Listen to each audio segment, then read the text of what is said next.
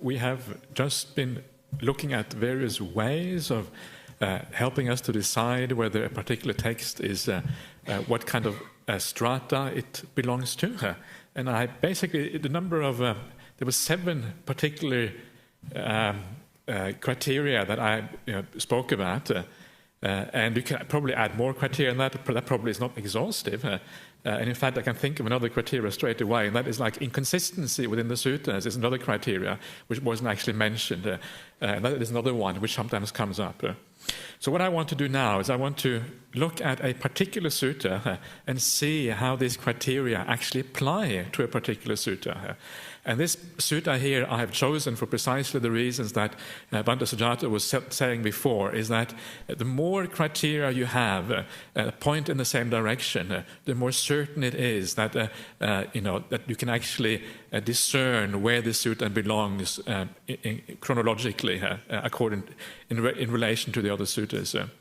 So that is the point here. So this particular sutta, there's 5 or 6 of these criteria I mentioned before are actually found in this sutta, and that's why it is so powerful and why it's so easy to see that there's something funny going on with this particular sutta. The only criteria that cannot be used for this sutta is the metrical criteria, because there's no verse in the sutta, so no metrical criteria, and also the criteria about historical data or geographical data cannot really be used, because this sutta doesn't have any historical or geographical data as such.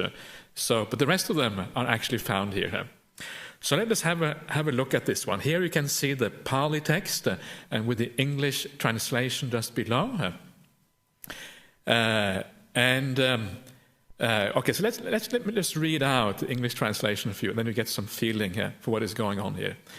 Here, monks, Sariputta, quite secluded from the senses, secluded from unskillful mental qualities, enters and abides in the first jhana, consisting of rapture and pleasure born of seclusion, together with application and sustaining. And the mental factors in the first jhana, the application, the sustaining, the rapture, the pleasure, and the unification of mind, the contact, feeling, perception, volition, and mind, the zeal, decision, energy, mindfulness, equanimity, and attention, these mental factors were discerned by him one by one. So this is a tiny extract of this sutta. This sutta actually goes through all the 4 jhanas. It also goes through the 4 immaterial realms afterwards, and they're all treated in a precisely parallel way to this. All the factors of those jhanas are listed in the same way. So this passage here is really sufficient for you to have some idea what is going on. But before that is the background to this sutta. Before I do that, I want to look a little bit just at the introduction to this sutta, because there is an introductory paragraph which also is quite interesting. Let's have a look at that first, just to get it in nice order here. So this is the introduction. The first 3 sentences there, they are the introduction to the sutta, and the last 2 paragraphs, they are the conclusion. So here the Buddha says, "Bhikkhus, Sariputta is wise. Sariputta has great wisdom. Sariputta has wide wisdom. Sariputta has joyous wisdom. Sariputta has quick wisdom. Sariputta has keen wisdom. Sariputta has penetrative wisdom." So that comes first. That is what starts the whole sutta off. And then at the very end, the Buddha says, "He has attained mastery and perfection in noble virtue, attained mastery and perfection in noble concentration, attained mastery and perfection in noble wisdom, and in noble deliverance. He is the son of the Blessed One, born of his breast, born of his mouth, born of the Dhamma, created by the Dhamma, an heir in the Dhamma, not an heir in material things. It is of Sariputta indeed that, rightly speaking, this should be said. Because the matchless wheel of the Dhamma, set rolling by the Tathagata, is kept rolling rightly by Sariputta." So this passage is quite unusual in the Sutta. You don't find many passages like this. Here, all the good qualities of Venerable Sariputta are collected into one. There's nowhere else you find passages with so many good qualities of any individual monk that I am aware of. I must admit, I'm saying this a little bit off the top of my head, which always is a bit dangerous. But as far as I can remember, and I know the Suttas fairly well, there's nothing quite like this anywhere else. So this is the example. When I mentioned early on, one of the examples of something being late is that it is flowery, right? It's florid. There's all these adjectives being used, and they kind of build up this very strong pictures of something being very special. And when you read this, you almost get the feeling that the person who has written this is trying to prove something, right? Why use so much flowery language? Why add so many adjectives? Why praise? I mean, Sariputta is praised by the Buddha elsewhere, but here he's like praised 10 times as much as anywhere else, right? It's really kind of adding it up far more than anywhere else. So what is the reason for that? And the impression I get when I read that is that somebody is trying to prove something here. They're trying to say that this is a real sutta, and this was spoken by somebody who was very special, right? So they've added all those qualities in there. So perhaps that floweriness, perhaps, and again, it's only one criteria, that could be a sign that there's something different about this sutta than there is on the other suttas. So that is one of the criteria I was talking about, the stylistic criteria, the floweriness of the sutta. So that is just for starters. Now let us have a look at the sutta itself. When you see the sutta, the very first part there, the Buddha says, here monk Sariputta, etc., abides in the first jhana, down to together with application and sustaining. This is a translation we did in the car here, on the way here this morning, so it's a little bit, perhaps not quite as good as it could be. But anyway, that part, which is pretty much the first half of that thing there, that is the standard description of the first jhana in the suttas. This is the Pali description. And when I say standard, I mean really, really standard, right? This occurs hundreds and hundreds of times in the suttas, exactly the same formula. There is one formula in one of the Majjhima Nikaya suttas that is slightly different. Instead of having quite secluded from the senses, it has something like aloof from attachments or something like that. Vivadi, Upadi, Viveka, something like that, I think. Yeah. There's one place. But apart from that, this is a standard passage, always the same wherever you go in the suttas. And not only in the Pali suttas, if you read, when I say standard, I mean really, really standard. When you go to the Chinese, for example, and you find the formulas for the jhanas again, they are almost exactly word for word the same, even in the Chinese. Is that right, Hu Tong? Can you confirm that? Yeah? Okay, so it was always good to have a Chinese reader here, very, very handy. And word for word, exactly the same. You go to the Sanskrit, and I think the Tibetan, as far as I know, is also the same. So this is Bob standard, basically. It's the same thing you find everywhere. So this is the first part here. So this first aspect here of this paragraph is basically, this is the real sutta material you find right there. Do you want to say anything about it? No. Okay, yeah. So this is very standard and very, this is the real sutta material. And then we come to the next part here. It says here the mental factors in the first jhana, the application, the sustaining, the rapture, the pleasure, and the unification of mind. So this is a listing of what is normally called the 5 jhana factors.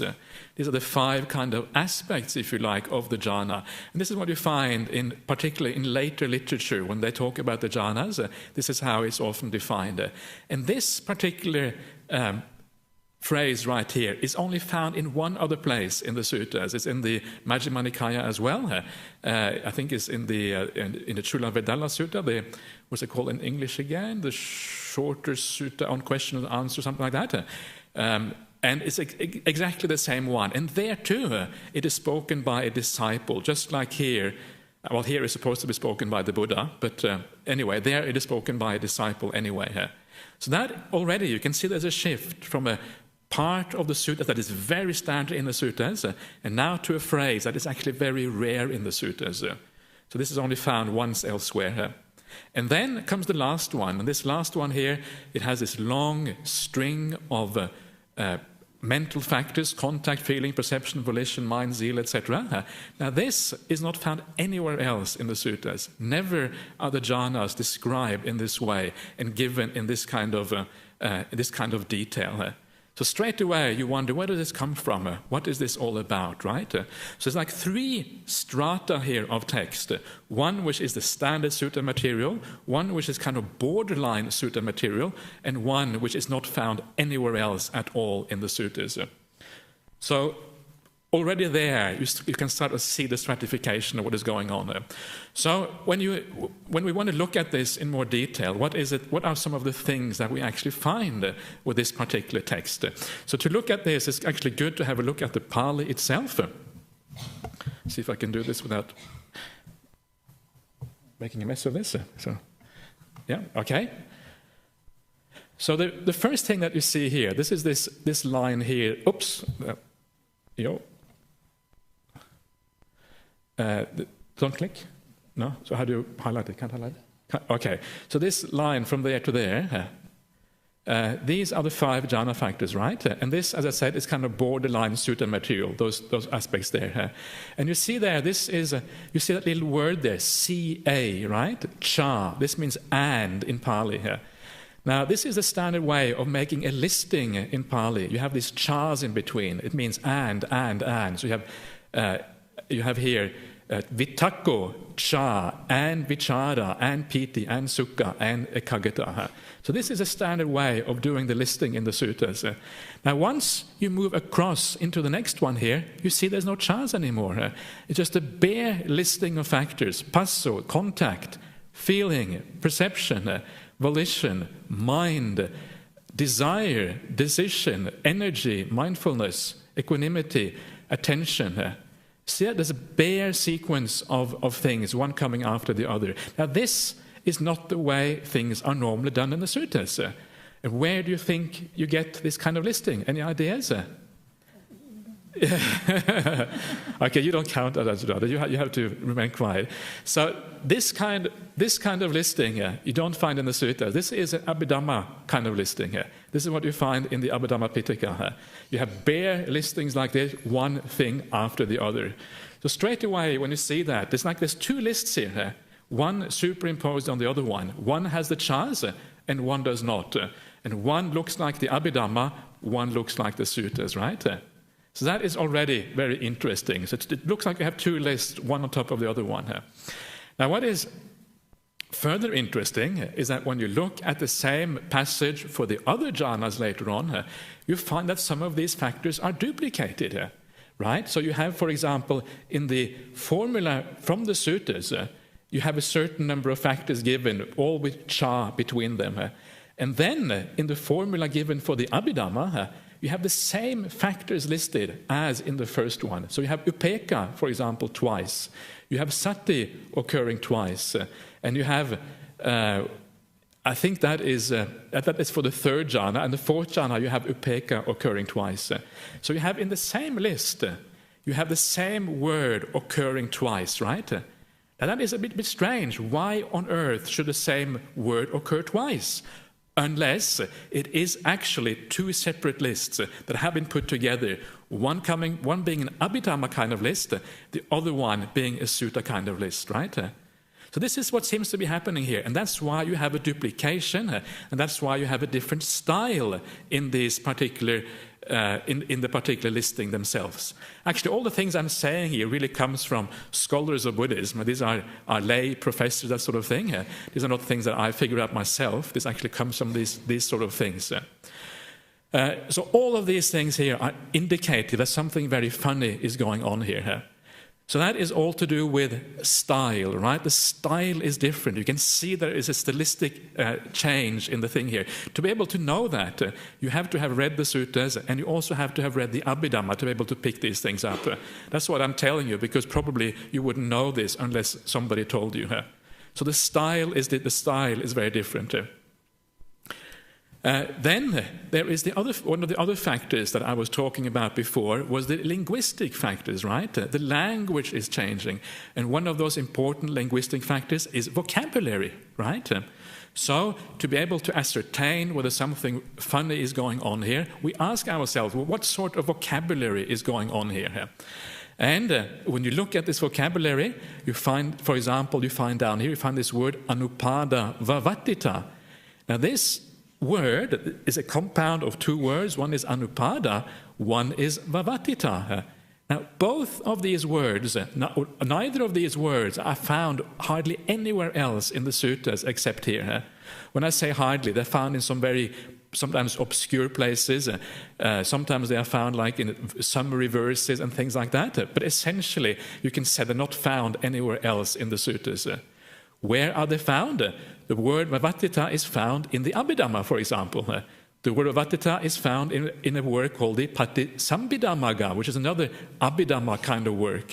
That is where these words are found. And anupada also is not really found in the suttas, but again, it is found in kind of Abhidhamma type of material.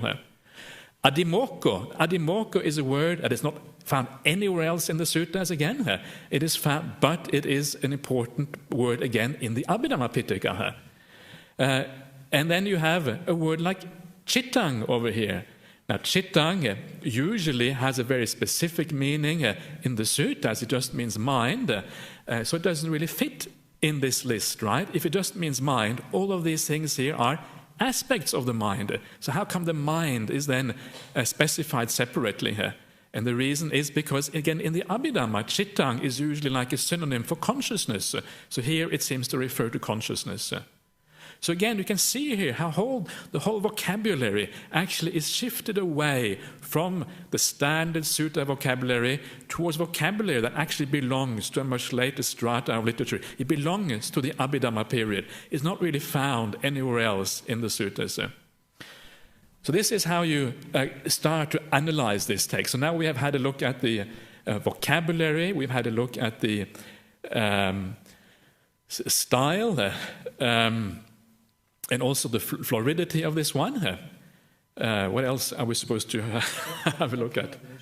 Doctrinal evolution. Okay, yeah. So doctrinal evolution here is really this whole idea here.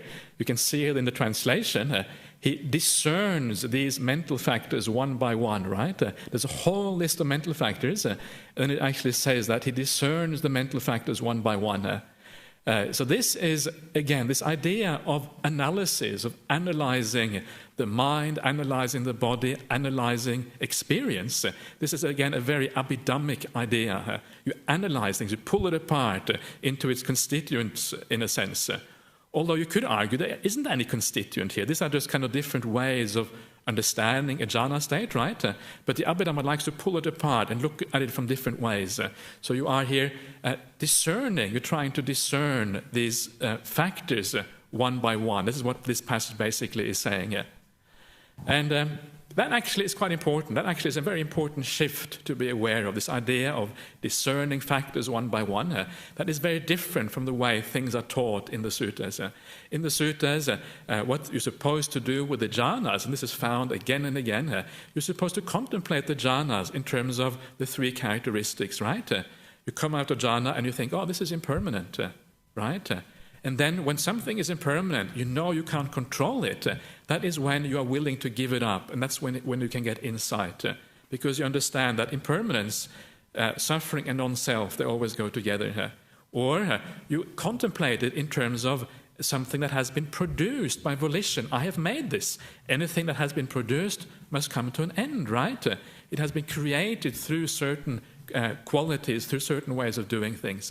That is how the jhanas are treated in the suttas, as a basis for insight. Here, it is a very different treatment. Here, it is more to do with discerning, with pulling things apart and analyzing things.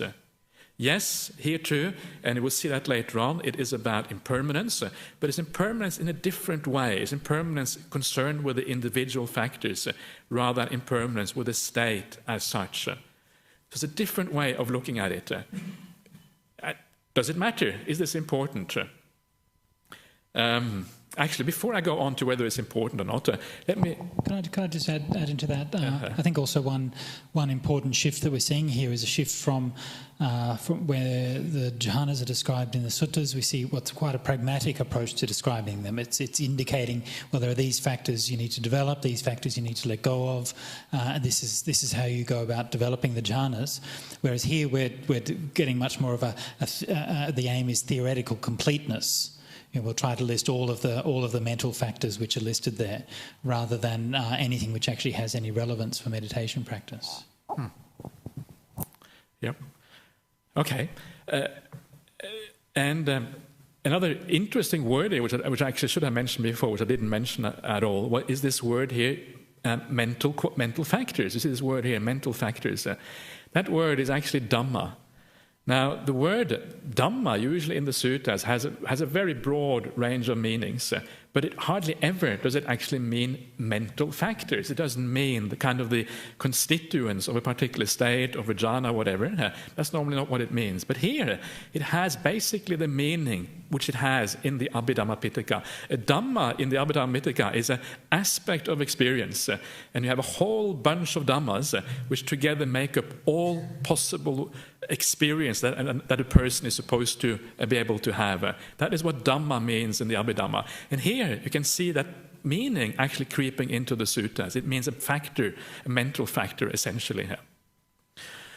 So, does it matter? We see this change here, and it's the kind of the evidence is sort of piling up, right? There's many things: the doctrinal evolution, linguistic evolution, the floridness of the thing. Let me just have a look at these various things again. The direct textual evidence. Well, the Buddha is talking about Sariputta, so it's basically a Sariputta's experience. Okay, I forgot about comparative study. That's another one. This is actually one of the very important pieces of evidence that I haven't mentioned yet, and that is that this is one of those suttas that does not have a parallel anywhere else. So you go to the Chinese, the Tibetan, the Sanskrit, it only exists in the Pali, nowhere else. So that, of course, is very interesting. A lot of the content in the sutta exists elsewhere, but it doesn't exist with this structure, and it doesn't exist with the last part there, this kind of Abhidhamma addition at the bottom. It does not. That does not exist anywhere, as far as I'm aware, in any of the parallel traditions. So does it matter? This is the last point here, and that is. It's very difficult to say sometimes how much it matters, but the point here is that we're moving away from like the direct experience of something. We're moving away from the way the Buddha in the suttas taught towards a new way of looking at experience. So is it possible to make the same sort of breakthrough? Is it possible to do the same type of meditation using this particular technique as it is by using the method in the suttas? And the answer to that is maybe it is, maybe it isn't. You just don't know. The point is, and I think this is really the important point here, we know that this now is a departure from the way the Buddha normally taught. We know that we're moving into new territory, Abhidhammic territory, and because of that, that is really sufficient reason to be careful. It may work, it may not work, we don't really know. This is outside of the ordinary sutta territory here. Often you don't actually have to decide whether something is going to work or not. You don't have to decide whether it is real Dhamma or not. All you have to decide is that it doesn't belong in the early suttas. And once you have decided that, well, why take any chances with the Dhamma? It's too precious to take any chances with something that perhaps will not work, right? So that is really what this is about. Could I just add on that? Please. It's just my own personal opinion with this is that, you find a lot of the time in modern meditation methods, thinking particularly the PAOK method and some of the Burmese practices, which are very heavily based on Abhidhamma ideas. In fact, they're completely derived from the Abhidhamma. And there's almost this sense, if people do those practices and they find that they're beneficial and so on, then that's terrific. I never have a problem with that. But what I do have a problem with is this idea that somehow when you're doing these practices whose purpose is to discern these long lists of dhammas and so on, as is taught here in the Anupada Sutta, that somehow this is better than doing the practices which we find taught in the early suttas. And so the practices which if we teach based on the early suttas, sometimes people think, oh, that's just too simplistic. It doesn't really go into the detail and the depth. And these Abhidhamma-based approaches, that's the real Dhamma, that's the real thing. And I can't agree with that at all. The Dhamma doesn't have to be complicated to be profound.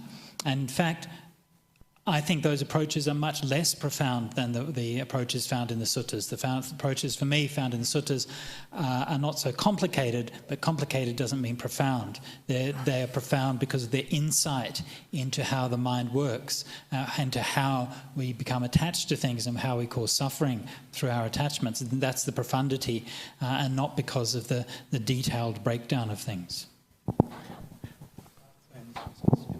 Yes, which one?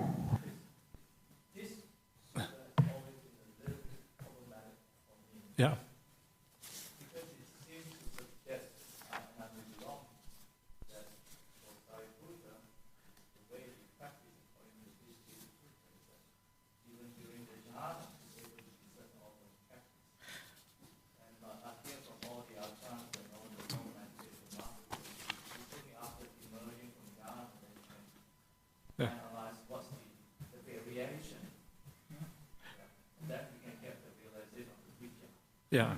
So I thought there's some problem here, because I do know that there are well-practicing monks holding this idea, and I do know that other monks hold this idea. That's okay, repeat the question. The question is that it looks like when you read the sutta that you are analyzing the jhanas while you're in the jhana, but that seems to go against what many well-practicing monks say about the jhanas, that you cannot actually analyze things while you're in there. Yeah. Sure. The first thing, I think the first thing to say about that is that this is a feeling you can get in many places in the suttas, that you're actually analyzing while you're in the jhana. So it's important to remember that when you read the suttas, they're often very contracted statements of what actually is going on. It's often very short and very brief, and not everything that you have to do will be in there. It's often very kind of short. So sometimes you have to look at the suttas in a very broad perspective to get sufficient information to know what's going on. So this one here, at the very last sentence there, he just says that these mental factors were discerned by him one by one. Now, of course, the translation that you find in the Majjhima Nikaya, the translation by Venerable Bhikkhu Bodhi, which usually are very reliable, very good, that translation has that they were discerned by him one by one as they occurred. That's what it actually says in there. Now, if you are discerned one by one as they occur, that certainly sounds like you're doing that in the jhana, right? But actually, the Pali doesn't actually say that. The Pali says anupada vavatati, which is right there. Anupada just means one by one, and vavatati means to discern. There is nothing there which says as they occurred. So I don't know where that comes from. And when you take that out, and it just says they were discerned by him one by one, that could have happened after jhana, right? It could happen at any time. The text isn't specific. And this is how very often the texts work. You have to be very careful to read too much into them. When you see, for example, this, you go into a jhana and then it says you contemplate the jhana. It doesn't say you come out of it. It just says you do contemplation, right? But the same thing is the case when you go into second jhana. It says you go into first jhana, then you go into second jhana. It doesn't say you come out of the first jhana to go into the second one. It just says you move into the second one, then the third one, the fourth one, and all the way down. But that doesn't mean that you're, within the first jhana, you then go to the second one. It means usually that you go out and then you enter the second jhana. Usually you have a determination for one particular jhana state. You don't kind of stay in one and then move on to the next one all the way down. And this is how it is explained even in the commentaries.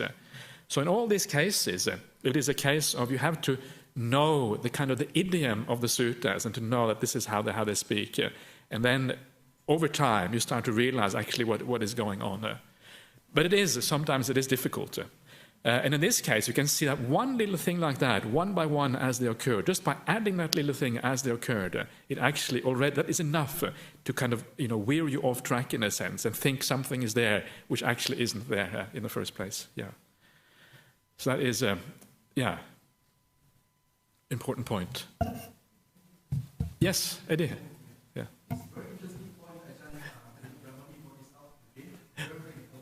Yeah. From what I understand, from what I read, Yeah. from many people, Mm.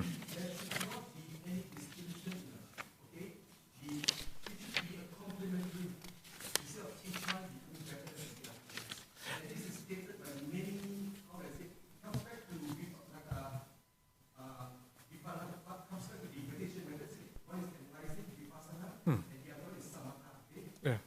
So it should be a complement of two together. Even I can pronounce it that too. Ajahn Cha, okay? Yeah. Ajahn Cha gave this in me like a stick, okay? It's a stick. One end is samatha, the other end is vipassana. Okay. You have to stick one together, two of them. Yeah. It's a complementary thing. But sad to say people, if you say some people say, oh, this is better than mine, okay? And coming back again to the history of Buddhism, okay? The translation effect of Pali is translated to. What we say is origin is translated. When the Buddha spoke, let's speak. Yeah. Yeah, just Eddie, a quick question, if you have a question. Otherwise, you can save it for the discussion. Thanks. Yeah. Yeah. Yeah. Okay. Yeah. Okay. Well, first of all, I just want to comment on this idea that Pali is a translation. Pali, I think this is what Bhante Siddhartha was talking about this morning. Pali is not really a translation. It's only a very minor shift in language from the language that the Buddha taught. They're very, very close together here. And you can see that in India. You can see the famous Ashokan pillars, Ashokan inscriptions. The language on the Ashokan inscriptions varies according to place and place in India, but the variations are very small. And if you can read one, you can pretty much read the other one. It's just tiny, tiny differences. So that is not really a major problem. Yeah.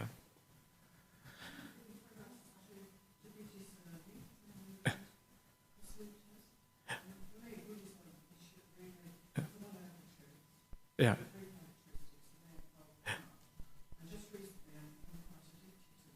Okay, good. I'm glad to hear that. Yeah, okay. Welcome to the club. Yeah. Yeah.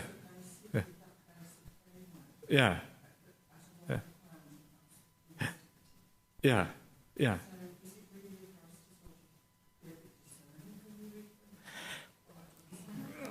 It is, of course, it is perfectly acceptable to do that. And this is, I think, one of the important things to actually do when you read the sutras.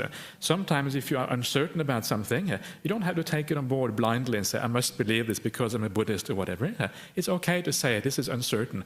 And then you can ask somebody more knowledgeable than you are, and maybe you can get some deeper understanding of this. But the point is, I think the thing about the sutras is that there is information there on so many different levels.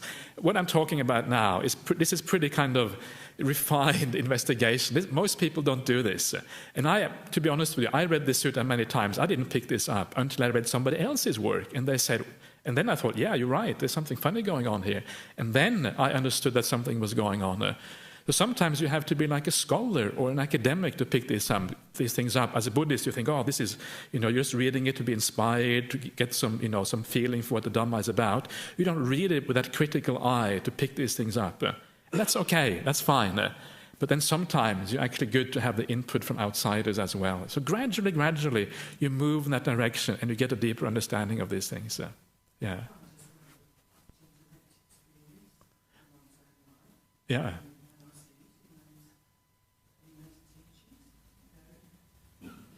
Yes, exactly. Yeah. Yeah. Yeah. Yeah. Yeah. No, but yeah. Sure you can. Yeah.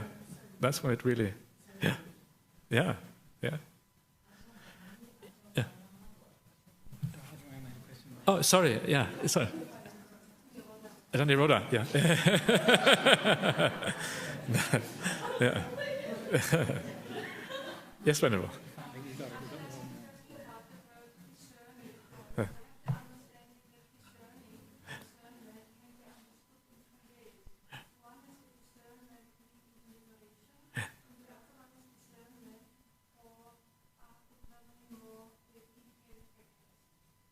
Okay, so you're saying the question is there's two types of discernment. One is the discernment leading to liberation. Another one is the discernment leading to to seeing the detailed factors. Okay, first of all, we're talking about an English word here, right? Discernment. And it's always dangerous because when you use an English word, you don't really know which partly what it refers back to. So this is just our translation today for discernment. The word used by Bhikkhu Bodhi, what was that again? Defined. He used the word defined in his translation. So it's not quite clear exactly how this should be translated into English. But basically what it means, it seems that you are aware of the different qualities of this experience, essentially. Yeah. I think, okay, I think this is actually the next passage. Let's have a look at the next passage, because then what you actually do with this afterwards. So once you have seen those factors, this is what happens next. So known to him, those mental factors arose. Known they were present, known they disappeared, right? He understood. So indeed, these mental factors, not having been, come into being. Having been, they vanish. Regarding those mental factors, he abided unattracted, unrepelled, independent, detached, free, disconnected, with a mind rid of barriers. He understood that there is an escape beyond, and with the cultivation of that attainment, he confirmed that there is. So this is really the insight part, right? First of all, you start off with the understanding. So the other one is just the discernment of the state itself, understanding the factors. And this here becomes the discernment, as you're talking about, which leads to liberation, right? This is about understanding impermanence, right? The factors arise, they are present, and they disappear. And that particular passage there is usually used in the suttas to talk about feelings, perception, and thoughts, vitaka, sanya, and vedana, and not usually about Dhamma as here. So here it is, again, you can see a slight shift is applied in a new way to talk about individual factors rather than a state as such. So again, it's a different thing here. And then he understood, these having been, they come in, not having been, they come into being, having been, they vanish. So this is just about impermanence in the sense of cessation, the full impermanence of these factors. And then you have the idea of abiding unattached, independent, etc., which is kind of a standard way of saying that you are, you are disconnected from these things. And then he understood there is an escape beyond. So this is just understanding that there is something more beyond this. And by the cultivation of that state beyond, he confirmed that that's the second jhana, and then the third jhana, and all the way up to cessation that this sutta takes you. So this is, more the insight part. So you have some of the similar problems with this one here as well, in the fact that it talks about dhammas, mental factors, in a slightly different way from how the suttas normally talk about these things. Yes? A shopping list. Yeah.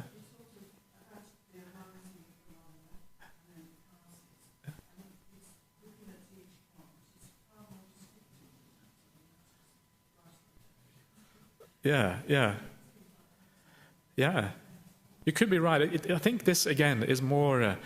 this is not, not a usual way that things are presented in the suttas. This is quite different. And also you have that long string of adjectives there again, unattracted, unrepelled, independent, etc. This is another long string which normally you don't find quite in that as long as that. So again, a similar kind of situation. Yeah. So, Any more comments on the Anupada Sutta? I apologize if this all seems very technical and very dry. It probably is very dry and probably is very technical. But it's just that, to me, this is one of the few suttas where a lot of factors come together and seem very unusual in a sense. That's why, at least personally, I find it quite interesting to have a look at it. Yes, Venerable, yeah.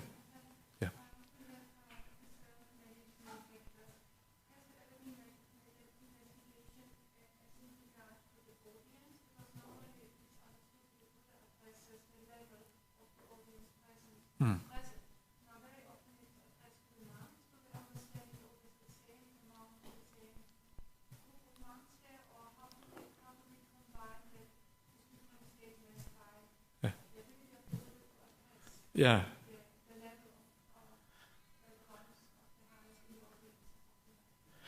Right. Yeah.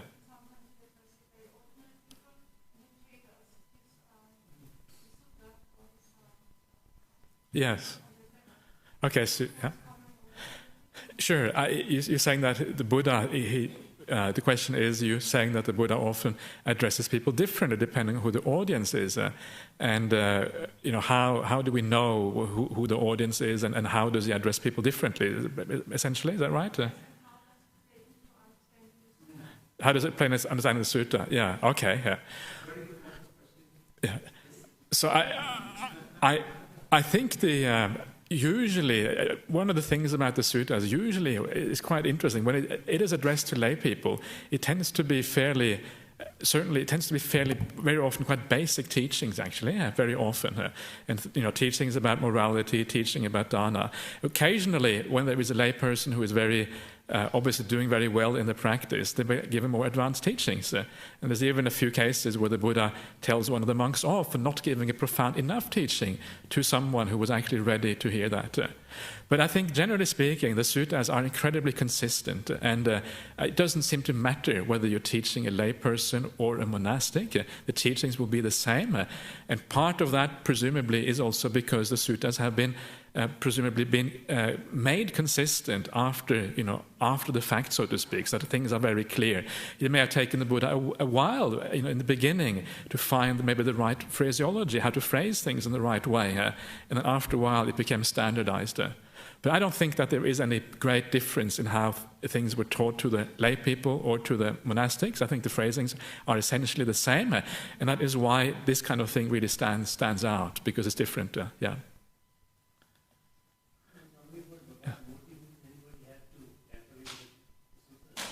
Well, again, I don't think this actually is an important question, and this is one question I should have actually talked about. How does this come about? How does this actually happen? And I think what is happening here may have been like I was talking about before. You had a list of the jhanas. Sariputta was very famous for practicing the jhanas, also very famous for his sharp insight, as we saw before. And then there may have been a commentary who actually spoke about how his insight was very profound, how he was an expert in these things. And then that commentary material may then have been somehow added to this particular sutta in the Pali tradition, while not happening in other traditions. Because this is one of the things that the commentaries do. The commentaries, when they interpret the suttas, they very often use material from the Abhidhamma, for example, in the interpretation. So this is how that Abhidhamma material could then have been somehow, by accident, been added to the sutta. I think there's very little, I'm not sure if there is any real sign of deliberate tampering with the suttas as such. I think most of the time these are just accidents that happen over time. I wouldn't necessarily agree with that. In this particular case, it seems to me more likely that this is a deliberate attempt by the redactors of the Abhidhamma to authorise the Abhidhamma method in the suttas. Yeah. People have said, you're introducing these new ideas and so on and so forth. They don't have any basis in the suttas. Oh, here's one. I mean, you can't ever prove that. That's a slightly more cynical way of looking at it.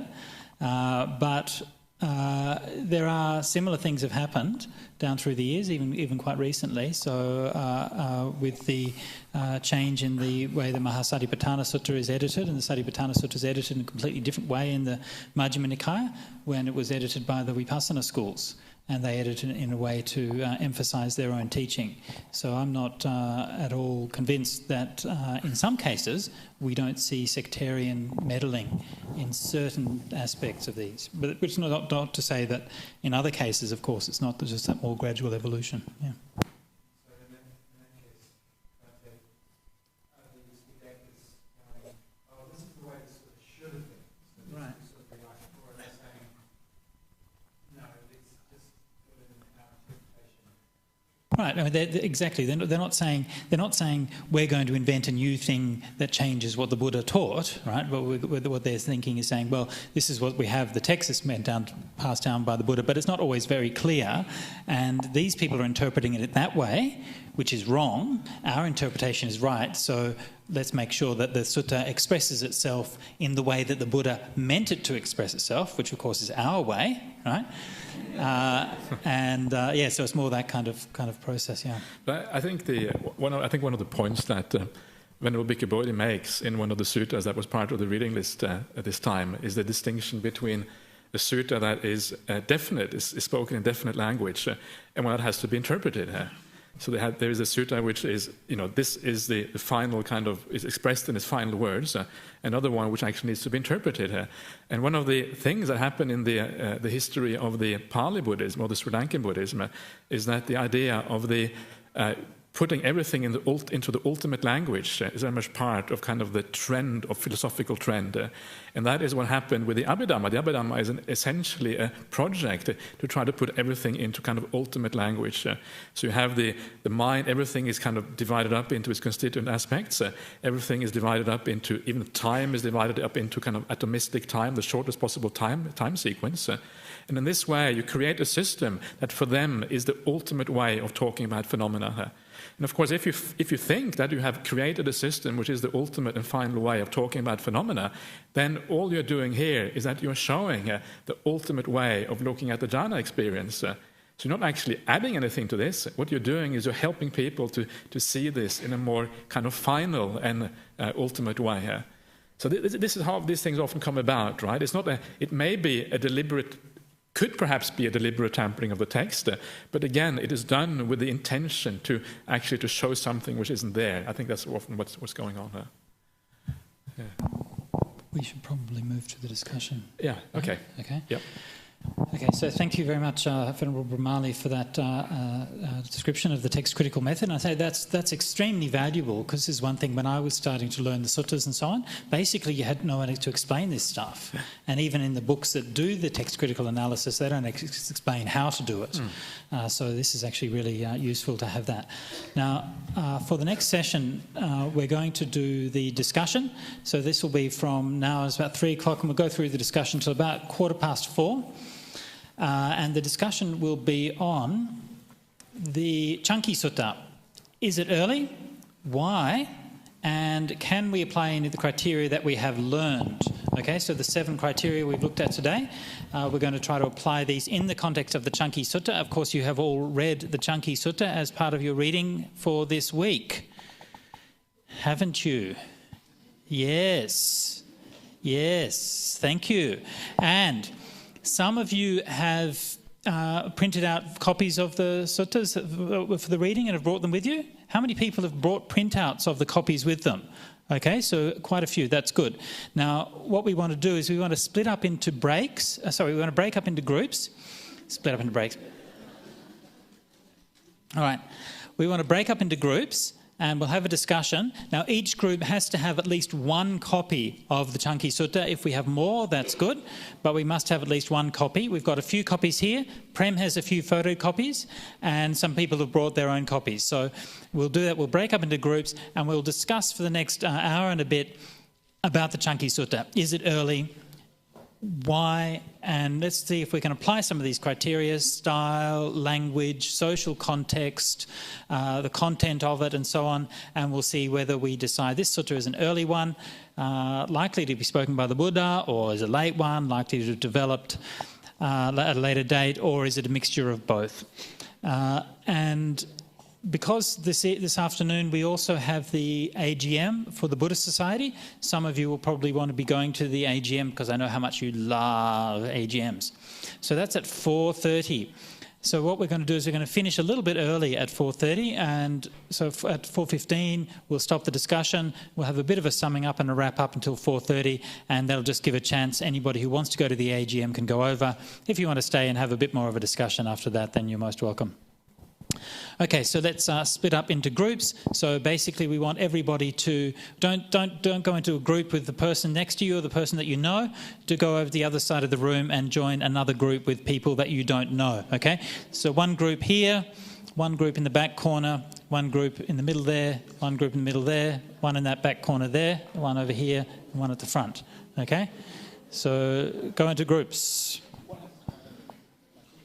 Your thing, Prem.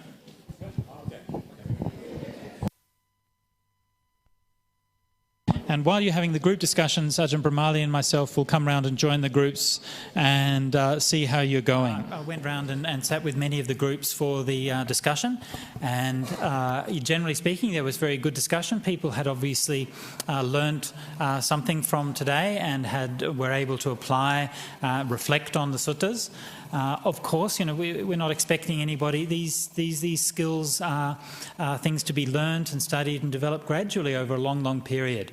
What we can do in this course is just give a very brief introduction and a suggestion of a few different ideas and tips that you might like to apply. We don't expect you to be experts in those things, but if you can learn something from it, then that can be useful.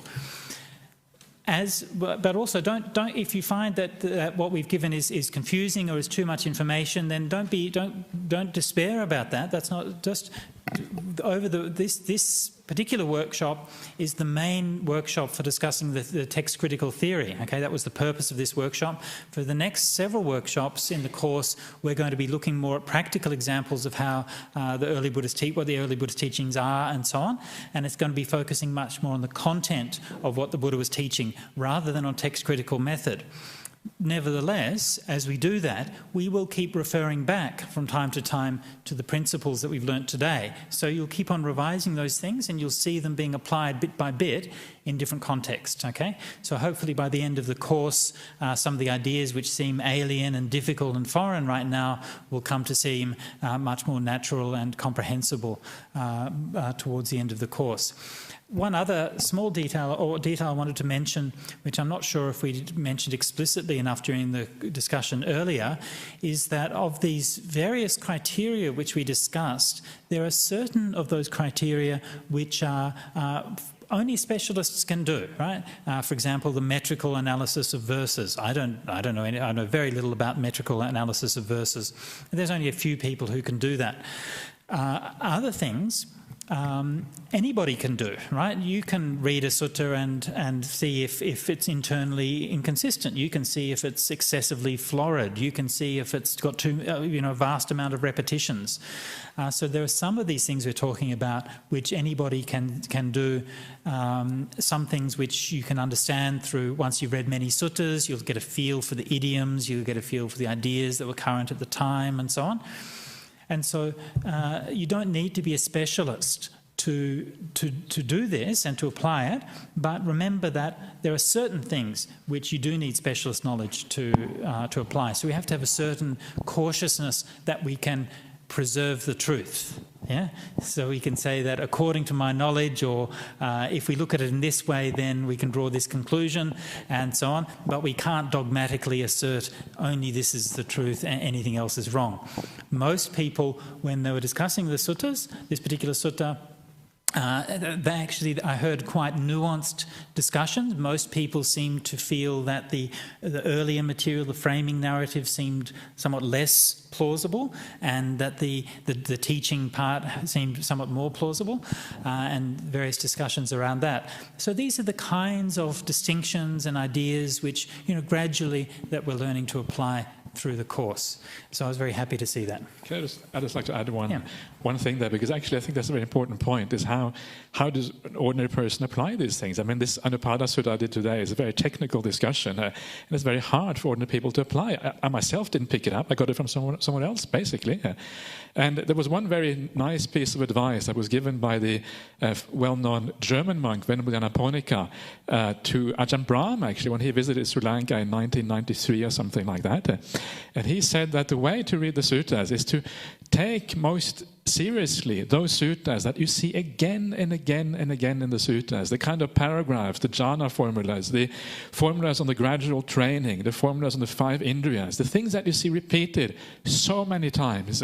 You can be very, very sure that if anything is the word of the Buddha, it will be that, because it has been preserved so well by the different reciter traditions, etc., etc., etc.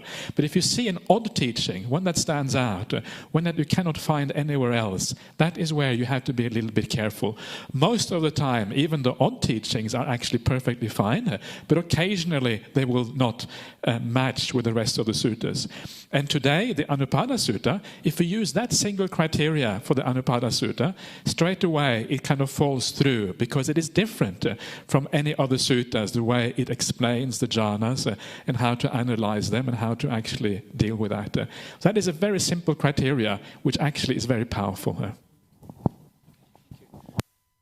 We'll finish up now by paying respects to the Triple Gem.